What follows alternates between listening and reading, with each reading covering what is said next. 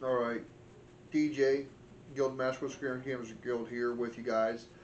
Uh, this episode we're going to go ahead and deal with Flames of War, and this is the second part in our series on wargaming on a budget, basically getting into the hobby. I'm not going to get too deep into why we are doing this video. If you've watched the primer and this other video, you would kind of understand where we're going at.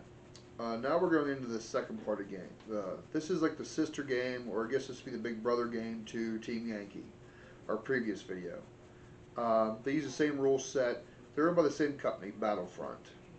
Uh, we will do things a little different in this video because this game has been around longer than Team Yankee. There's way more units, there's way more stuff to choose from, as well as they have a way larger selection and better selection of starter armies, like legit box set starter armies. We'll go into that more in the video. What we are going to do, like the last one, we're going to use their starter box. We're going to use the German half, and we're going to build roughly 100, a little bit over 100 point army with the starter box, a box or two of different units, and then we'll go into like what other hobby stuff you're going to need, like paint, stuff like that, and a couple things I missed in the last video, like paint brushes I forgot to cover, tape measure, stuff like that. The thing that's going to be a little bit different with this video is, since Flames of War is a very large game, it's been around a long time, they have World War II broken up into different eras.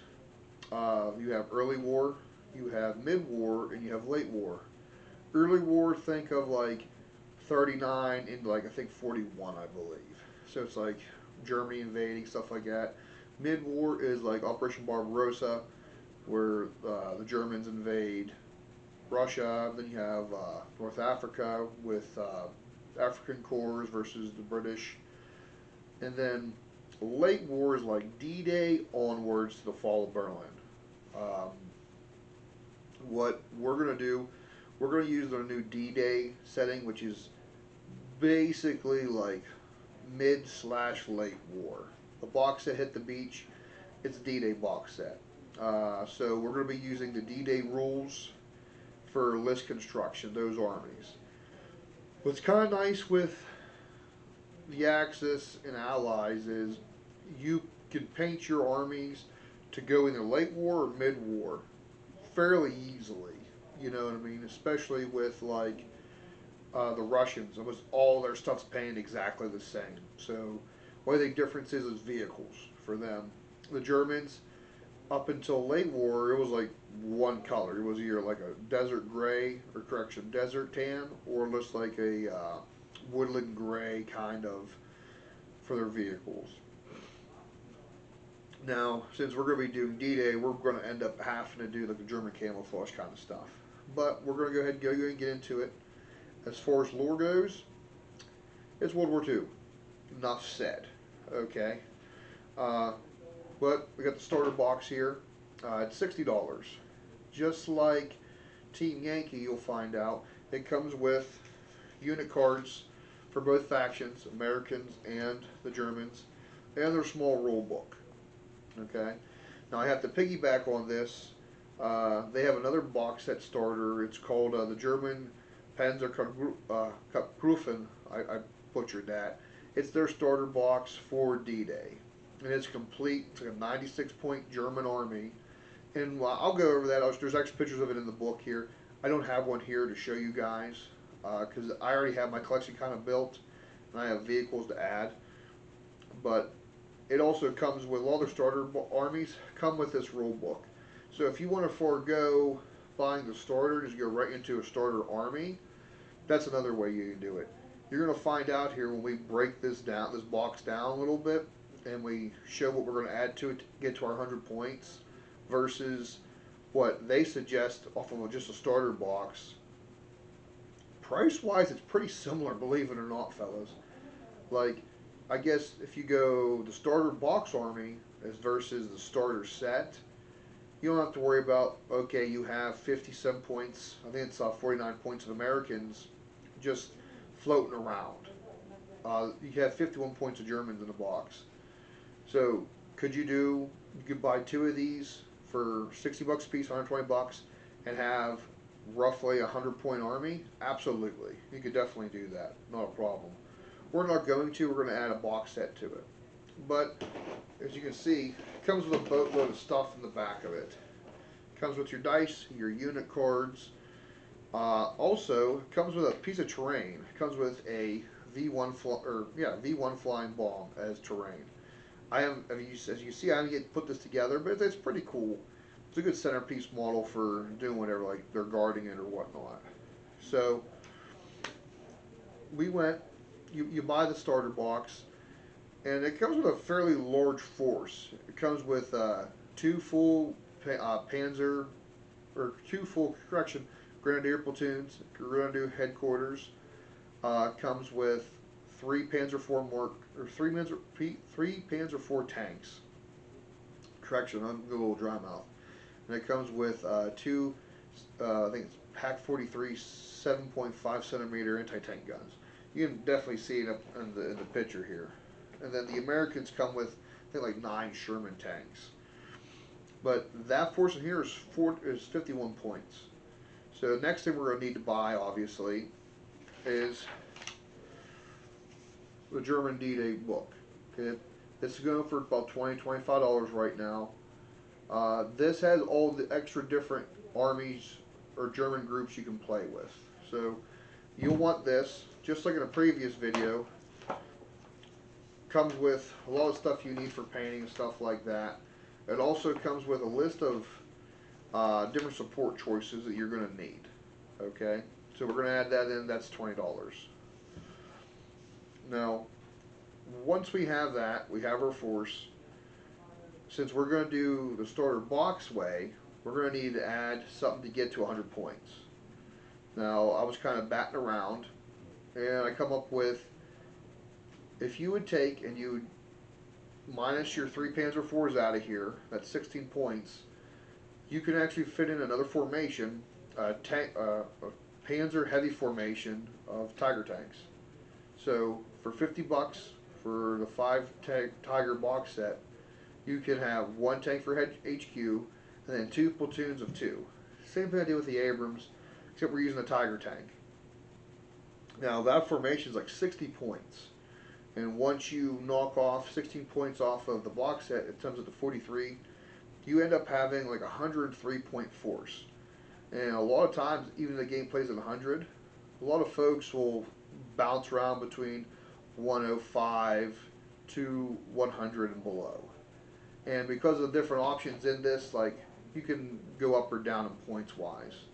It gives you 2 formations, and you're sitting at that point for just for cost of models, you're looking at $110, and that gets you your force right off the bat. So definitely a little bit cheaper than the Team Yankee one. We're just adding 1 box. Now, if you were to go and do Battlefront suggestion, it's the German starter box army, and that's actually pictured in the book. And it comes out to very similar costs. Their starter box army is actually, it costs 110. But what they suggest is adding some Puma Scout cars, okay? Because that box set army, I believe, was like 94 points. You add in some Pumas, that's another $40 box set. So for $150, you'll get a complete German army with some Puma Scout cars. You get pretty awesome value. That force consists of 5 Panzer Mark IVs, 2 Tiger tanks, some Webel Nerfers, 2 88s, and 1 Panzer Grenadier platoon in tracks. So still a pretty diverse force. So whichever way you want to go with it. So now that we've got both those directions we're going in, we'll keep going with the starter box. We'll go into painting some hobby supplies. So, well, you can, before we go that far, other things you'll need to play. Obviously a tape measure. That's a couple dollars or wherever you get at hardware stores. And then your dice and token set. It comes with dice, but if you would just buy a token set, which comes with your objective tokens and like other tokens before gone to ground or whatnot, or bailed out vehicles. It's pretty nice to have for housekeeping on the board. Okay, my little Cthulhu sack, which I think I got here at the hobby shop for a couple bucks. But those two cost you about $30. 16 something for the dice or tokens, I believe. No, 16 something for the tokens, 13 something for the dice. They're good to have. You know, you get a little bit more customization to your army. You can also buy the card pack for $20. We're not going to in this video because it comes with a lot of cards, as well as that Tiger box set comes with its own card. Okay. Next thing you'll need for hobby wise for painting in the next part, you can do a couple different things. One thing I didn't touch on in the last video is rattle can paints. So say you want to paint all your tanks relatively fast, or even your infantry for that matter, you can get a lot of times rattle cans, like dark sand for like Africa core, and then like this other light sand to paint them with. So this is a Vallejo one. This is a newer product. It goes for about 15 bucks, and I have to say it works really well. Just thin coat, make sure it's shake well. Gotta do it when it's dry out. This is like cheating. You just spray over your model, boom, you have the base coat down, you have it primed. There's a lot less painting you have to do. So we'll throw one of those in for $15. Put that in my little mass sheet here. Again, since we're going to have a lot of infantry to paint, again, flock and super glues. I brought a different kind of flock today. This goes for like $8, like I said. $8 to $10. Again, hot X-Acto knife, a couple bucks at your Walmart or wherever, your hobby shop hopefully. Some paint brushes. I forgot to cover this in the last video.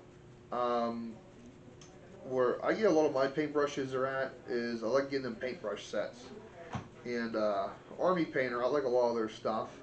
This particular one, you can find them. Sometimes they have these in the D&D section too. It's the same set, just not as big as handles, but it has your detail brush, your dry brush, and your like base brush. And that goes anywhere from $10 to $15. And you get 3 brushes in there for dry brushing, for painting, and for detail work. So I always suggest getting these. They're still pretty decent quality, and I'll be honest, I've bought 2 of them over the years. Well, probably the last 2 years. I buy one at least once a year, and I'll wear the paint brushes out. But they're pretty decent. Figure that's a pretty small investment. So there's $15. Again, unfortunately, this is a World War III, this is Team Yankee paint set. They sell the same ones for World War II for Flames of War for $30.